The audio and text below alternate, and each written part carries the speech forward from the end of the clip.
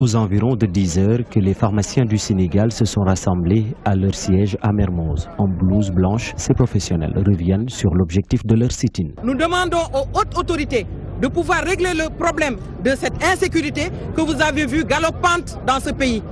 Hier, c'était les taximans. Aujourd'hui, c'est les pharmaciens. On va rester comme ça jusqu'à quand? Sous la houlette de leur porte-parole du jour, les pharmaciens du Sénégal conjuguent leurs efforts pour se faire entendre. Nous avons fait des points en consensus avec les pharmaciens pour montrer déjà la détermination des pharmaciens. Ce n'est pas de gaieté de cœur que nous disons gel des gardes de nuit, mais c'est par le travail qu'on peut montrer qu'on est en grève. L'éradication totale du marché illicite des médicaments devrait être une priorité pour les autorités sanitaires, selon la trésorière de l'intersyndicale des pharmaciens d'Afrique qui exige un renforcement des sanctions en cas de flagrant délit de vente illicite de médicaments. Le marché parallèle tue le médicament. Il est dans des mains profanes, il est dans des mains d'incultes. On ne peut pas laisser le médicament qui n'est pas innocent dans des mains qui ne sont pas professionnelles. C'est ce que nous demandons.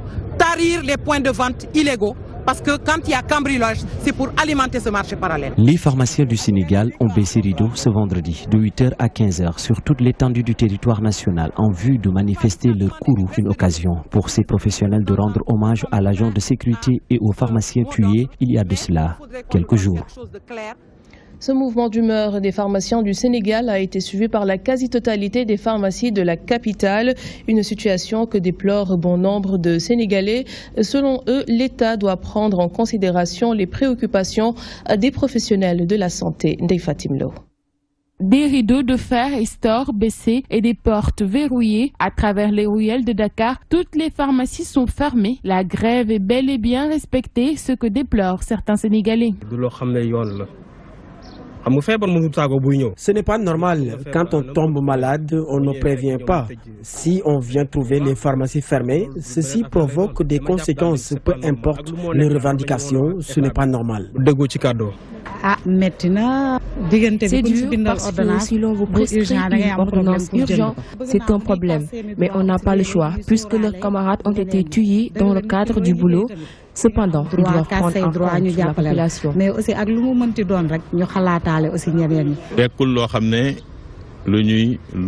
C'est une situation qu'ils déplorent, même s'ils ont décidé de fermer les pharmacies de 8h à 15h. Donc, ils ne l'ont pas fait pour handicaper les personnes, mais pour que l'État les entende.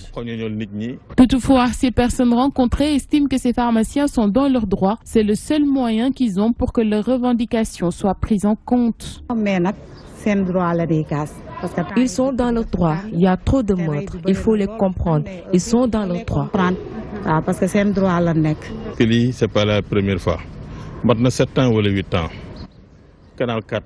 Il y a 7 ans, c'était la même histoire au niveau du Canal 4. On y avait tué les pharmaciens, mais jusque-là, l'affaire n'a pas été résolue. Si quelqu'un prend son argent pour investir, il faut que l'État l'aide pour qu'il soit en sécurité.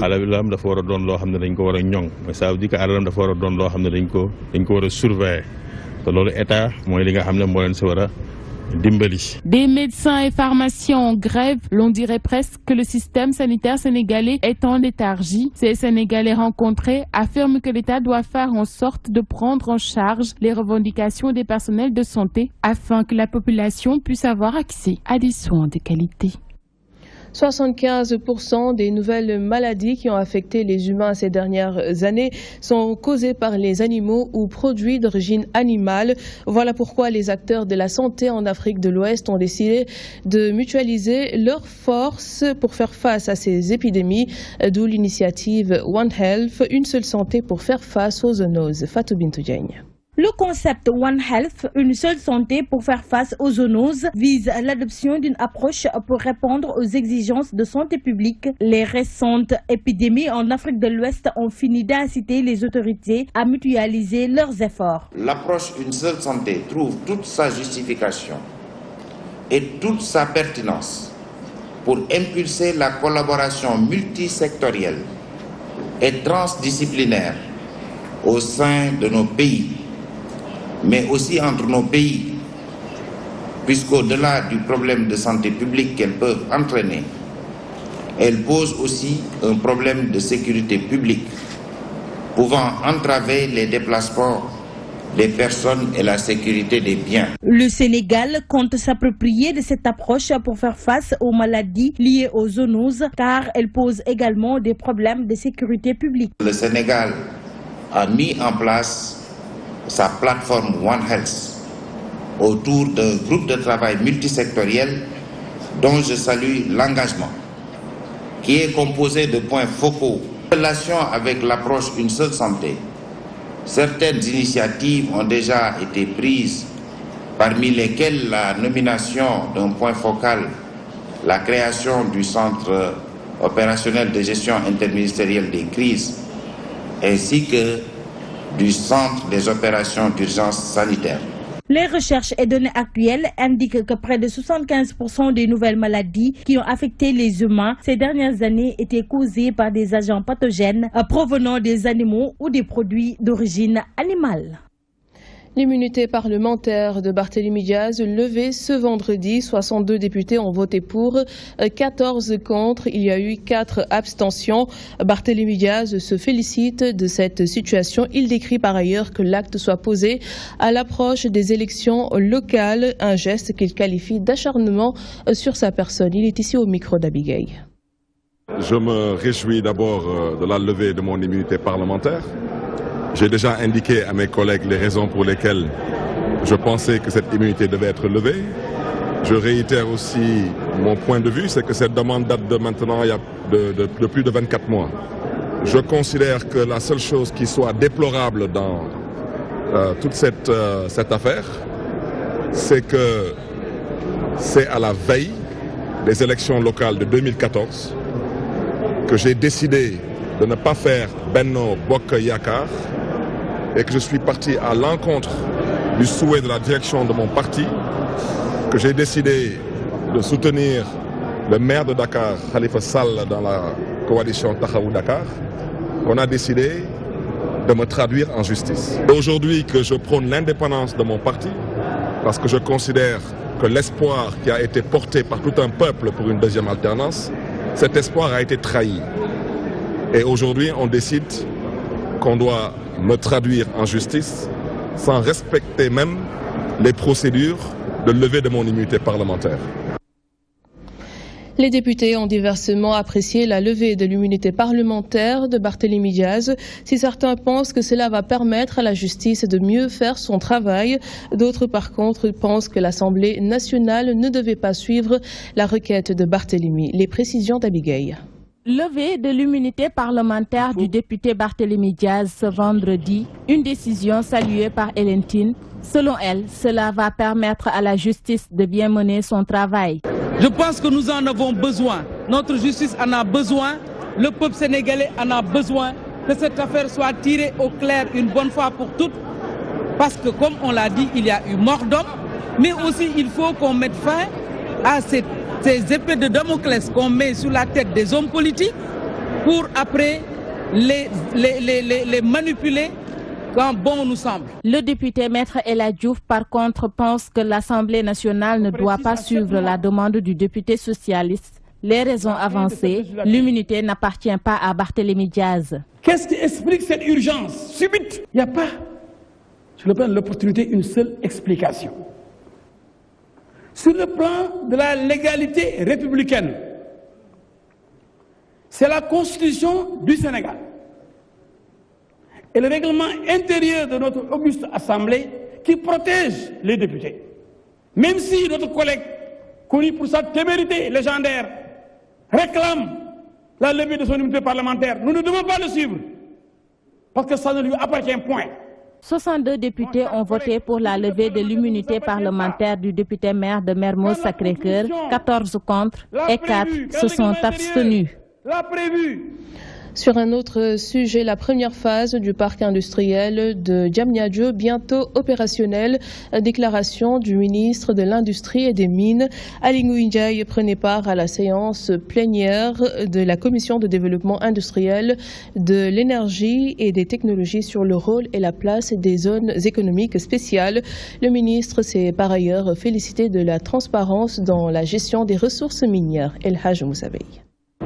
La question relative à la gestion des mines figurait en bonne partie dans les discussions de cette séance plénière. Le ministre de l'Industrie et des Mines se réjouit des avancées notées pour une transparence du secteur. Le sous-sol a du potentiel, mais cela demande des moyens pour l'explorer. Il faudrait que ceux-là qui mettent les moyens pour le faire, ils trouvent leur compte, mais l'État également. C'est dans ce contexte que s'inscrit le nouveau code minier. Nous ne pouvons pas élaborer un code minier pour uniquement penser aux intérêts du pays, sinon on risque de retourner à la vieille méthode. Le rôle et la place des zones économiques spéciales intégrées dans la politique d'industrialisation nationale, la thématique débattue par les élus.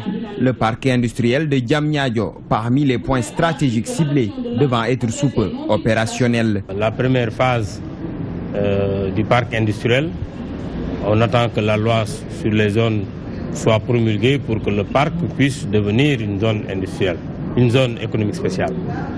Et ça, c'est peut-être pour bientôt. Il nous reste également à prendre les dispositions pour avoir aussi le financement de la seconde phase. Parce que le parc industriel, quand même, si vous avez été là-bas, c'est quelque chose d'assez différent par rapport à ce qu'on a l'habitude de voir. C'est des investissements assez importants dans la construction et dans les aménagements de hangars qui font 7900 mètres carrés de superficie, qui contiennent des bureaux et des ateliers. Et c'est un espace déjà sur 53 hectares. Nous avons déjà construit sur les 13. Il reste à peu près sur les 40 hectares. C'est un espace où nous devions également prendre toutes les dispositions pour que les dispositions de l'environnement soient respectées. La Commission du développement industriel, de l'énergie et des technologies a affiché son satisfecit par rapport au thème du jour. L'avis et le projet de résolution ont été adoptés à l'unanimité.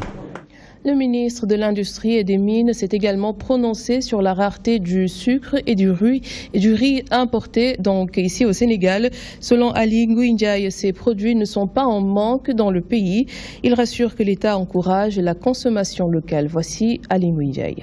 Le sucre est en manque. Vous savez, les gens, des fois, ils aiment discuter de beaucoup de choses sans pour autant connaître les éléments.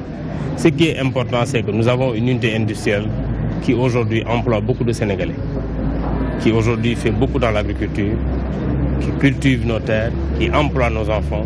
Cette unité industrielle, même si on ne la protège pas, peut-être de façon visible, mérite quand même qu'on prenne les dispositions pour que sa production puisse être écoulée, surtout que c'est une production de qualité. C'est la même chose pour le riz. Au moment où nous parlons de problème de riz, il y a du riz qui est actuellement en stock dans le Wallon. Mais qu'est-ce que nous allons faire? On ne va pas continuer aujourd'hui à alimenter les paysans des autres pays et laisser nos paysans.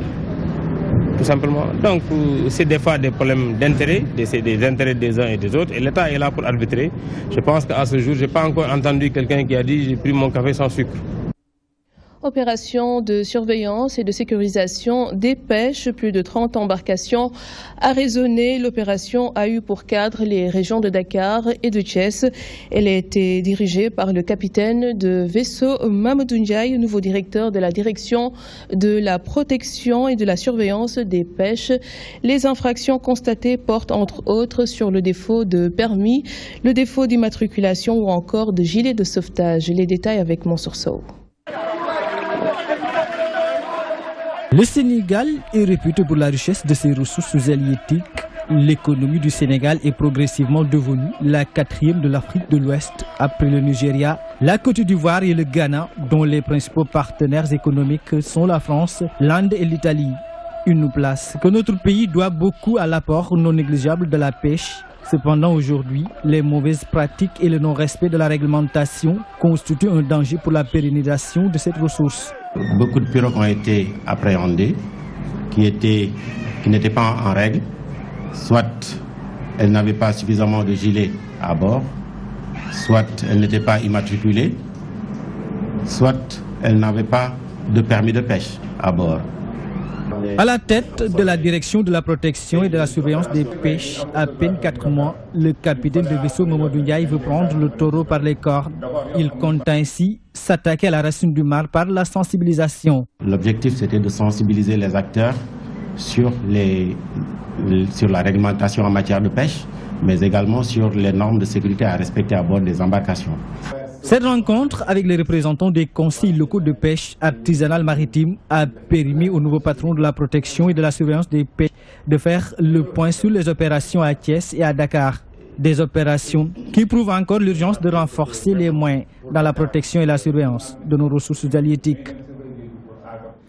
Dans 24 mois, le projet de modernisation et d'harmonisation des systèmes d'information de l'IPRES et de la Caisse de sécurité sociale va donc voir le jour. Un projet qui va aider donc les deux institutions à mieux se développer.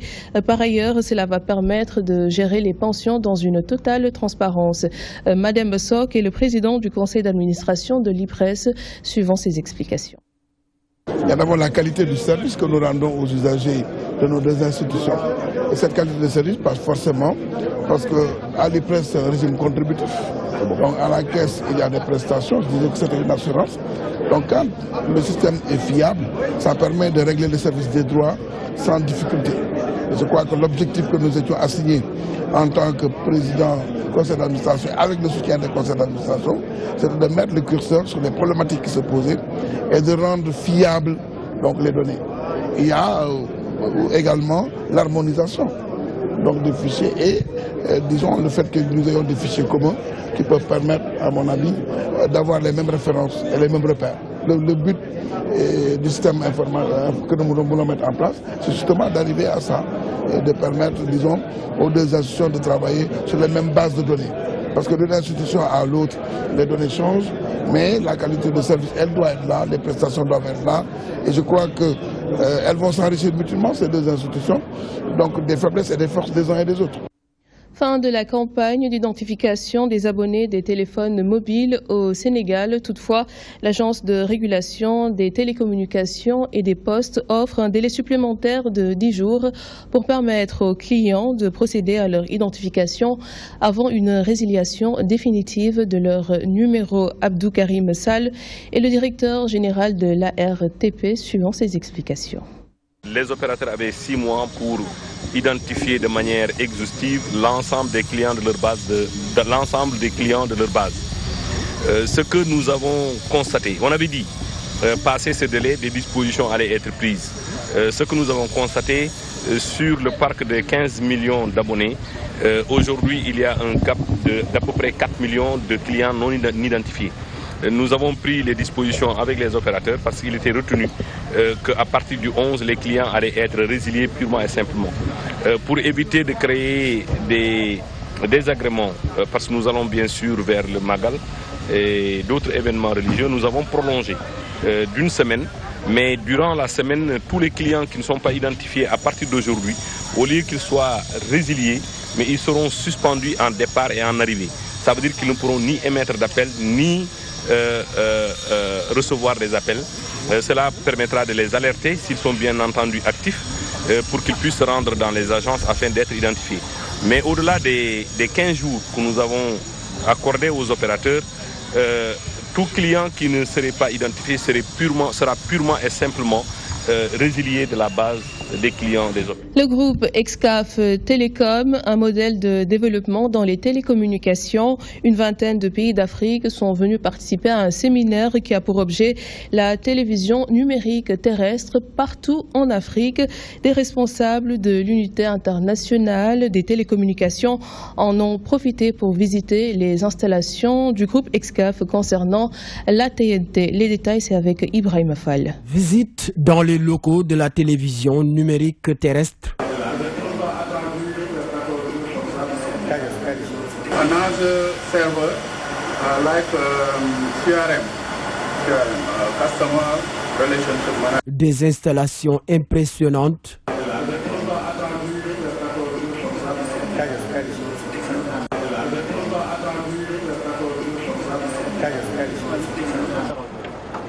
Le Sénégal, très en avance par rapport aux autres pays de l'Afrique, reconnaissent ses représentants de l'unité internationale des télécommunications en Afrique. Of just the equipment or the investment, I'm very impressed with the vision of the country. Comme l'a dit le directeur régional, c'est tout simplement impressionnant. Simplement impressionnant, d'autant plus que le Sénégal a eu en tout cas une vision de leader à anticiper dans l'implémentation de la télévision numérique des terres. C'est tout simplement impressionnant. S'inspirer du modèle sénégalais à l'aide du groupe Excaf Télécom, une priorité pour ces visiteurs qui ambitionnent de réussir la mise sur pied de la TNT dans leurs pays respectifs. C'est tout simplement formidable ce que Excaf a fait. C'est un modèle de type BOT, Build, Operate and Transfer. Bon, c'est un modèle qui pourra éventuellement inspirer d'autres pays africains. Je ne dis pas que c'est le seul modèle, mais en tout cas c'est un modèle qui, à le voir ici au Sénégal, ça prouve que c'est un modèle qui marche et qui pourra, à mon avis, inspirer d'autres pays africains. On est là pour une rencontre qui parle justement de ce sujet. Et pour moi, c'est vraiment édifiant de venir voir ces équipements. Et ça nous inspire aussi à travailler pour que ça soit une réalité aussi dans notre pays. Des experts venus de plusieurs pays d'Afrique sont en conclave au Sénégal. Objectif, permettre à tous les pays d'Afrique de bénéficier de la TNT.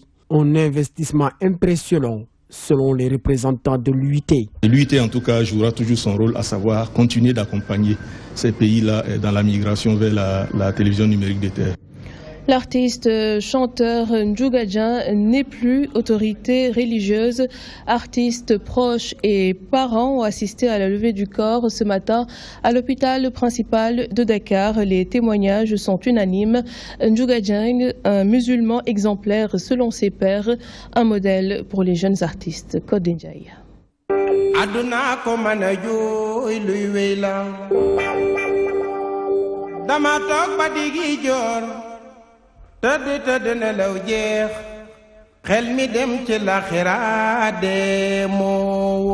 Le monde de la culture, parents, amis et alliés ont rendu un hommage mérité au doyen Ndiouga Dieng, des témoignages sur l'homme et son œuvre.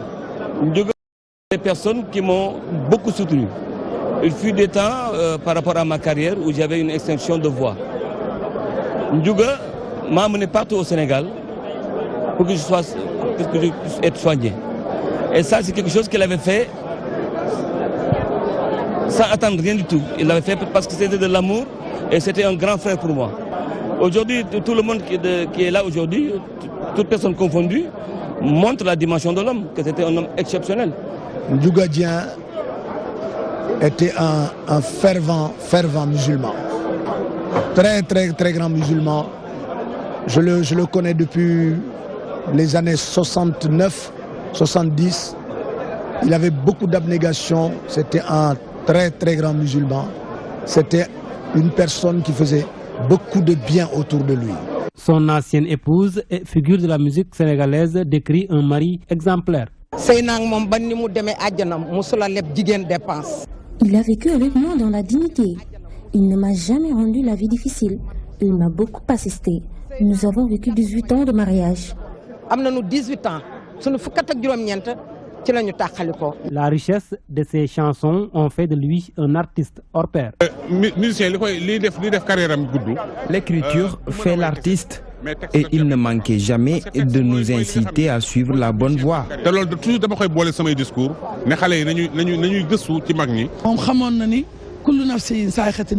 Il était conscient de la mort, il s'y préparait. Aujourd'hui, on sait que tout ce qu'il a écrit, en écoutant aujourd'hui, voilà, que tout ce qu'il a écrit l'accompagne au paradis. La dépouille mortelle a été acheminée à Bargny, où l'auteur de la chanson D repose désormais et pour l'éternité, à l'âge de 71 ans.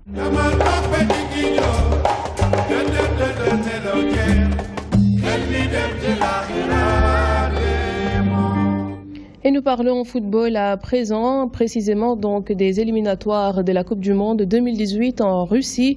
Seconde sortie des Lions ce samedi en Afrique du Sud. Les hommes d'Aliou Cissé veulent continuer dans leur dynamique de victoire face au Bafana Bafana. Kalidou Koulibaly, défenseur des Lions que voici. Ouais, ça se passe très bien. Nous on est arrivé hier, on s'est entraîné directement en arrivant.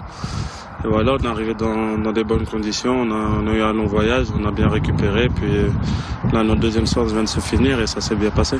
Ouais, on sait que c'est un match très important, venir ici en Afrique du Sud, surtout en ce moment c'est difficile, on sait que ça sera un match très difficile. Maintenant c'est un match de Coupe du Monde, on va tout faire pour le gagner et bien préparer la CAN aussi. Ouais, on essaie de rester dans la dynamique là, d'essayer de gagner tous les matchs. On est venu ici pour gagner, mais on sait que ça va être très très difficile, surtout en Afrique du Sud, parce qu'ils ont une équipe avec beaucoup de joueurs, de talent. Donc nous, on va pas les prendre à la légère, on va bien travailler sur eux, sur notre football aussi. On va essayer de faire un grand match et essayer de gagner ce match ici. Oui, je pense que c'est très important de venir gagner ici. Vous savez, l'Afrique du Sud, c'est un des grands candidats aussi à la Coupe du Monde dans notre groupe. Donc à nous de montrer qu'on peut venir gagner ici et ça sera un grand pas vers la qualification. Mais on sait qu'après, derrière, il restera encore des matchs. Il faudra être concentré jusqu'à la fin. De continuer sur sa lancée, je pense qu'ils sont toujours derrière nous depuis le début. Maintenant, c'est un match où on joue à l'extérieur. C'est dommage, on aurait tant aimé jouer au Sénégal. Mais bon, il y a des matchs à l'extérieur. Donc j'espère que tous les Sénégalais seront derrière nous et qu'ils nous encourageront partout. Une victoire serait synonyme de qualification au mondial. Selon le portier sénégalais, Abdoulaye Diallo estime que l'Afrique du Sud est jouable, même si ce sera un match difficile. Le voici. Bien, on est après un voyage assez long qui s'est plutôt bien passé. On est très bien arrivé grâce à Dieu. Ouais, on n'a pas perdu de temps, mais j'ai envie de dire que depuis le match du Cap-Vert, une fois terminé, on a déjà basculé sur ce match d'Afrique du Sud. C'est vrai qu'en arrivant ici, on n'a pas perdu de temps et dès notre arrivée, on a commencé à s'entraîner. C'est un match très important qui peut nous permettre d'être en bonne posture. Je ne vais pas dire qualifié parce que derrière, il restera quand même beaucoup de matchs. Mais de bien voir l'avenir et d'aborder les matchs à suivre de manière très sereine. Bien sûr, bien évidemment. Bien évidemment qu'on va rester la même dynamique. Après, voilà, maintenant, c'est des autres qualifs, c'est des qualifs de Coupe du Monde. C'est différent, on s'attend à des matchs plus difficiles. Mais voilà, quoi, on n'a pas peur de nos adversaires. Et je pense qu'on peut aussi faire un parcours sans faute, même si ça sera difficile, mais pourquoi pas. Je sais pas s'il y a une clé précise, une clé dans le match en particulier. Après, voilà, maintenant, sur le papier, on est peut-être supérieur, je sais pas. Je connais pas trop l'équipe d'Afrique du Sud, mais ça sera à nous de le montrer. Voilà, maintenant, il faut faire preuve de détermination, respecter cet adversaire. Et le meilleur moyen de le respecter, c'est de le battre. Oui, bien sûr, on se sent bien, on se sent fort. Maintenant, on a confiance en nous, faut pas non plus tomber dans l'excès de confiance. Mais on a confiance en nous, faut pas avoir peur de le dire. Et on s'attend à un match difficile, mais un match à notre portée. Comme ils ont pu faire contre le Cap-Vert, c'est être derrière nous supporter même si c'est à distance, de prier pour nous. Et nous, Inch'Allah, on fera ce qu'il faut sur le terrain. Afrique du Sud-Sénégal, ce sera donc ce samedi à 13h GMT. Et dans l'autre match du groupe, le Burkina Faso se déplace au Cap-Vert. Ces deux équipes sont à la quête d'un premier succès. Voilà ce qui met un terme à cette édition. Merci de nous avoir suivis à 21h.